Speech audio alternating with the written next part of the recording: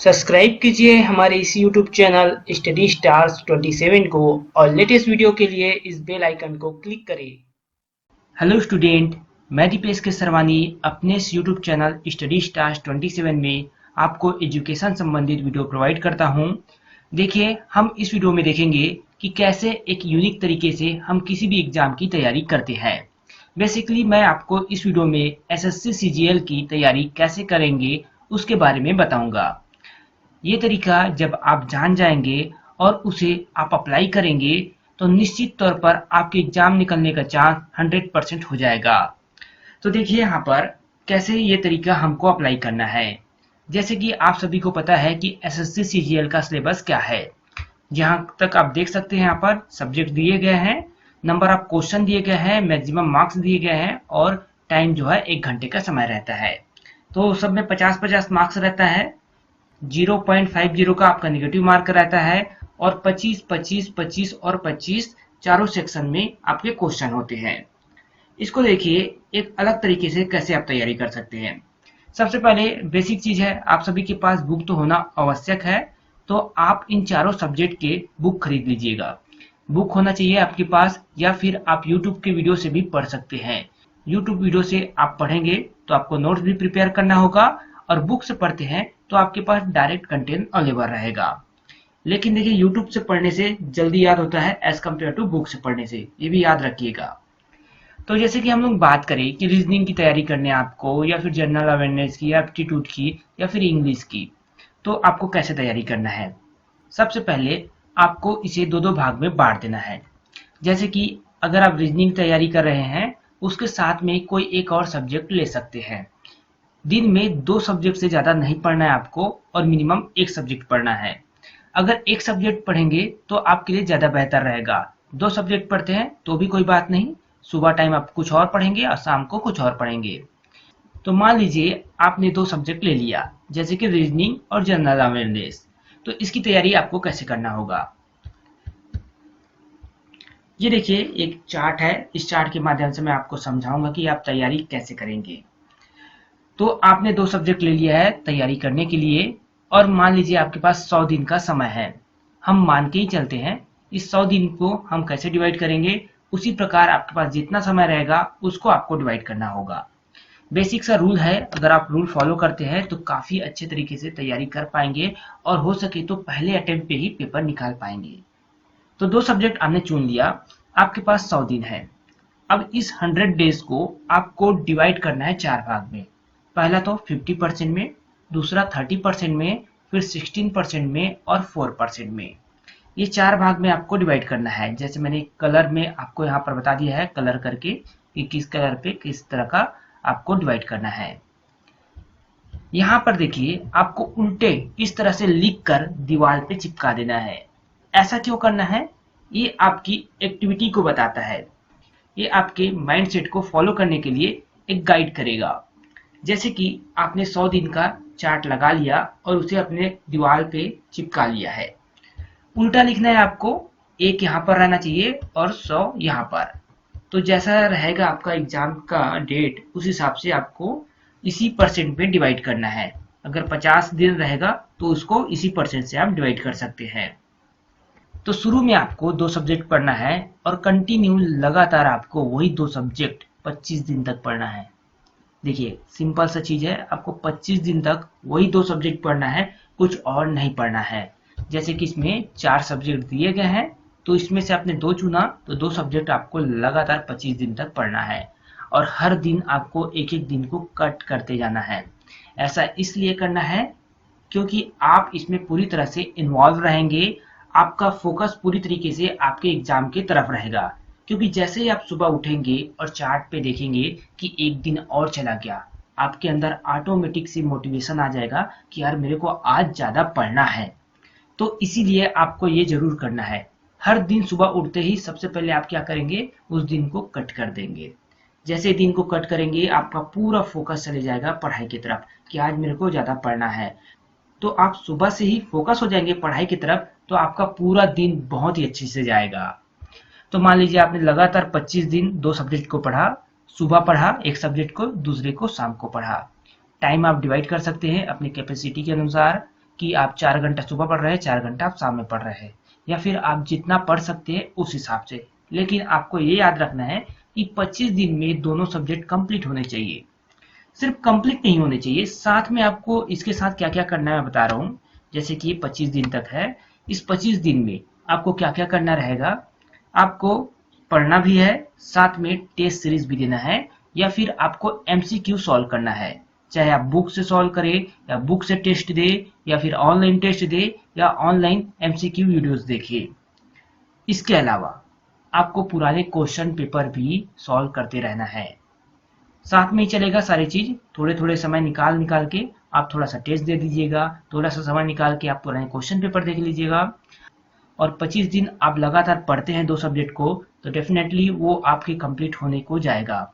और ये कंप्लीट हो जाएगा, उसके बाद आपको अगला 25 दिन जो है फिर दो सब्जेक्ट को पढ़ना है। जैसे कि हम यहाँ पर ले लेंगे एप्टीट्यूड और इंग्लिश को। इस 25 दिन में आपको इन्हें भूल जाना है, और इस 25 दिन में आपको इन्हें भूल जाना है। फिर अगले 25 दिन आपको पूरी मेहनत के साथ कंप्लीट करना है एप्टीट्यूड और इंग्लिश को।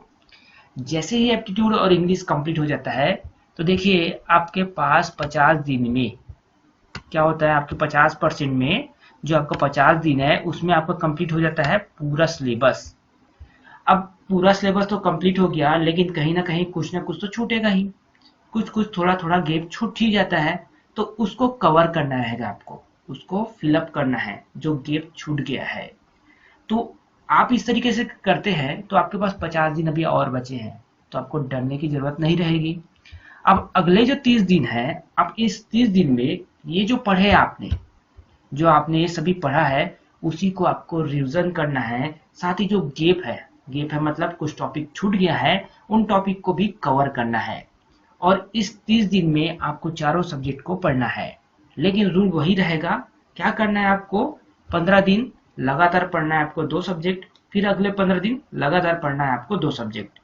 ऐसा इसलिए करना होता है क्योंकि अगर आप मॉर्निंग में इंग्लिश पढ़ रहे हैं, तो लगातार आप 15 दिन 20 दिन लगातार आप इंग्लिश पढ़ेंगे, तो आपको बहुत जल्दी जल्दी याद होने लगता है, बहुत जल्दी जल्दी समझ में आने लगता है, क्योंकि आप उस सब्जेक्ट से काफी दिन से जुड़े हुए रहते हैं। इसलिए बहुत जल्दी आपकी तैयारी हो जाती है। अब यहाँ जो आपने पढ़ा था वो यहाँ पढ़ेंगे और कुछ गैप फिल करेंगे, तो आपके 80 डेज में कंप्लीट आपकी तैयारी हो जाए रहेगी। मतलब अभी भी आपके पास 20% दिन बचे हुए हैं, 20% डेज आपके पास बचे हुए हैं। साथ में इन चीजों को मत भूलना आप कि आपको क्या करना है, टेस्ट सीरीज भी देना है, पुराने क्वेश्चन पेपर भी सॉल्व करना है, साथ ही एमसीक्यूज भी आपको सॉल्व करते रहना है। और YouTube से जितना हो सके, जितना भी फ्री टाइम मिलता है, आपको वीडियोस देखते रहना है। इससे क्या है, माइंड एक्टिव रहेगा, और आप YouTube से वीडियोस देख के उस टॉपिक को पढ़ते हैं तो बहुत ही जल्दी आपको याद भी होता है।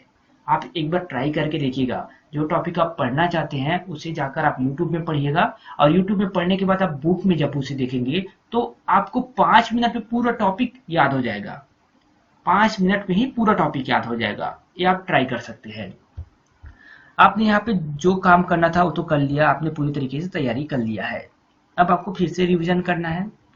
फिर से रिवीजन करेंगे तो आप 4 सब्जेक्ट है, तो आप 4-4 दिन का यहाँ पर शेड्यूल बना लीजिए। 4 दिन क्या करना है आपको, जैसे कि रीजनिंग पढ़ना है तो 4 दिन सिर्फ रीजनिंग को बहुत ही ज्यादा कंटेस्ट करना है आपको। उन 4 दिन में इतना ज्यादा कंटेस्ट करना है कि कहीं से भी क्वेश्चन आए आपका बनना ही चाहिए।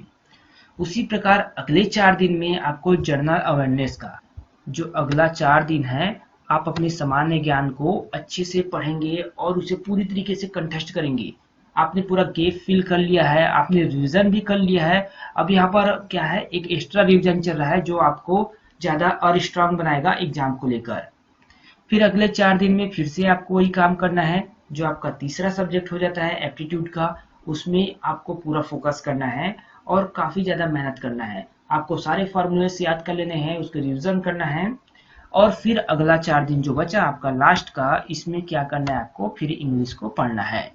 तो इंग्लिश को भी आप उसी तरीके से पढ़ेंगे, पूरा फोकस होके, पूरी मेहनत के साथ और अच्छे से। यहाँ तक तो आपने पूरी तरीके से रिवीजन के साथ पढ़ लिया था। अब यहाँ पर क्या हुआ, आप बहुत ही ज्यादा स्ट्रांग हो चुके हैं, आप यहाँ पर पूरी तरह से प्रिपेयर हैं। लेकिन एक चीज आप याद रखना, यहाँ पर आप ध्यान रखना यहाँ तक पहुंचने के बाद आपको भूल कर भी कोई टेस्ट सीरीज नहीं देना है, क्योंकि इस समय अगर आप टेस्ट सीरीज देंगे और आपसे कोई क्वेश्चन छूट जाएगा तो आप क्या होंगे, मेंटली डिस्टर्ब हो जाएंगे। और जब आप मेंटली डिस्टर्ब हो जाएंगे तो आप जो पढ़े हुए ना उसे भी खराब कर देंगे। इसलिए यहाँ पर आपको टेस्ट नहीं देना है। आप मान लीजिए टेस्ट दे दिए, 2-4 क्वेश्चन गलत हो गया तो 2-4 क्वेश्चन के कारण आप पूरा का पूरा अपनी तैयारी खराब कर सकते हैं। इसलिए वो 2-4 क्वेश्चन आएगा भी नहीं एग्जाम में और आपको टेंशन लेने की जरूरत नहीं है। तो आपको जो लास्ट 4 दिन बचा रहेगा उस समय बिल्कुल भी टेस्ट नहीं देना है। यहाँ तक पूरी तरीके से कंटेस्ट हो गया है, 2 बार रिवीजन हो चुका है। अब क्या करेंगे, पर डे एक दिन देंगे एक एक सब्जेक्ट को। जैसे कि आप देखिए चौथे दिन दे रहे हैं आप एक सब्जेक्ट को, फिर तीसरे दिन, दूसरे दिन और पहले दिन। जो सब्जेक्ट आपको लगता है सबसे ज्यादा टफ है उसको आप क्या करेंगे, पहले दिन में रखेंगे। और जो सबसे ज्यादा इजी लगता है आप चौथे दिन में रखेंगे, क्योंकि इजी है, आपको याद है और याद के बाद आप रिवीजन भी कर रहे हैं तो आपको वो जो एग्जाम रहेगा उस दिन भी याद रहेगा। तो तीसरे दिन उससे थोड़ा कम इजी, फिर हाँ दूसरे दिन जो मीडियकर है, जो मिडिल वाला है, और पहले दिन आपको सबसे कठिन सब्जेक्ट, मतलब अब जो लास्ट डे है एग्जाम से एक दिन पहले का, उसे कठिन सब्जेक्ट को आपको रखना है। अब यहाँ तक आपकी पूरी तरीके से एग्जाम की प्रिपरेशन हो चुका है। अब आपको डरने की कोई जरूरत नहीं है। आप इसके बाद आपको चुपचाप सुबह उठना है, एग्जाम देने जाना है। जिस दिन एग्जाम रहेगा उस दिन एग्जाम देने जाना है। कोई डर नहीं, आप अच्छे से बनाएंगे। 100 में से आप 80 या 90 प्लस क्वेश्चन भी अटेंड कर पाएंगे। तो ये स्ट्रेटेजी आप फॉलो करते हैं तो डेफिनेटली देखिएगा बहुत ही ज्यादा आपको फायदा होगा। ये स्ट्रेटेजी आपको क्या करेगा, मेंटली स्ट्रांग बनाएगा, क्योंकि जो आपको पढ़ना है वो 50% दिन में ही कंप्लीट हो जाता है। उसके बाद जितना भी गैप छूट जाता है आपका, जब आप क्वेश्चन पेपर सॉल्व करते हैं या फिर कोई टेस्ट सीरीज देते हैं, वो यहाँ पर कंप्लीट हो जाता है। साथ ही आपके रिवीजन भी हो जाते हैं। फिर यहाँ पर आप स्ट्रांगली रिवीजन करते हैं और यहाँ पर आप एफर्टलेस रिवीजन करते हैं। एफर्टलेस मतलब आपको सिर्फ पन्ना पलटाना रहेगा इस दिन, और पन्ना पलटाने के बाद आप यहाँ पर पेपर देने जाएंगे और डेफिनेटली आप अच्छे मार्क्स लेकर आएंगे। बहुत ही यूनिक स्ट्रेटेजी है। ऐसा स्ट्रेटेजी आपने कहीं नहीं सुना होगा, और इसको आप फॉलो करते हैं तो आप निश्चित तौर पे अच्छे मार्क्स गेन करेंगे। तो ये है आपका एसएससी सीजीएल का सिंपल सा टॉपिक या सब्जेक्ट। तो इस सब्जेक्ट को आपको इसी प्रकार प्रिपेयर करना है। 1 घंटे का समय रहता है, तो 1 घंटे का समय रहता है तो आपको प्रैक्टिस भी ज्यादा करना होता है, इस बात को याद रखिएगा। जितना ज्यादा प्रैक्टिस करेंगे, जितना ज्यादा पुराने क्वेश्चन को लगाएंगे, जितना ज्यादा टेस्ट सीरीज देंगे, उतना ज्यादा आप प्रिपेयर्ड होंगे। तो आई होप आपको ये पूरी तरीके से अच्छे से समझ में आया होगा, और आप चाहते हैं कि इसी तरीके से हम आपको अच्छे अच्छे चीज़ों की नॉलेज दें। आप चाहते हैं कि हम एसएससी सीजीएल का भी प्रिपरेशन आपको कराएं, तो आप इस वीडियो को लाइक करें, और अगर कोई नया स्टूडेंट हमारे चैनल में पहली बार आया हो तो चैनल को सब्सक्राइब करें।